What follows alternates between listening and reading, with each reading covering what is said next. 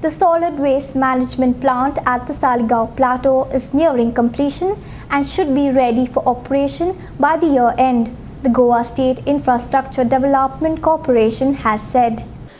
The plant, which will handle 100 tons of garbage every day, will be based on a German technology and will cost the state government a whopping 148 crore rupees, including the shed and the machinery.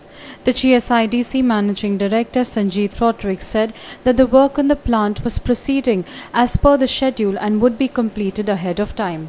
Progress is in schedule. We will complete the project. 18 months we are supposed to complete it by the end of this year. We will try to complete it before that. 100 tons per day, per shift. Kalangut legislator Michael Lobo, who has played a crucial role of pursuing the project, said that the project would bring respite to the tourism industry. Say around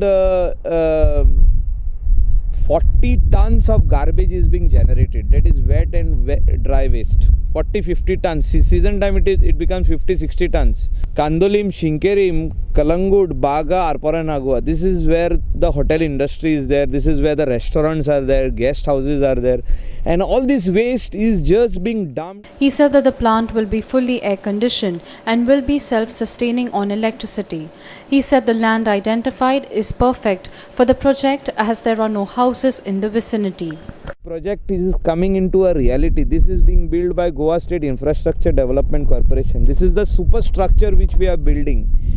The entire cost of this project is 148 crores plus around 15 crores what we spent to acquire this land. This is the fastest land acquisition which ever took place in the history of Goa. And we did it on fast track because of the garbage, because of the accumulated garbage which is happening on the Kalangut beach, Kandolim, Baga, Shinkerim, all the beaches of Goa. Coastal belt garbage. It will take 12 months from today. This is what I feel, but GSIDC says it is in December. We will be very much happy if it starts in 1st of January, that is 2016. We will be happy.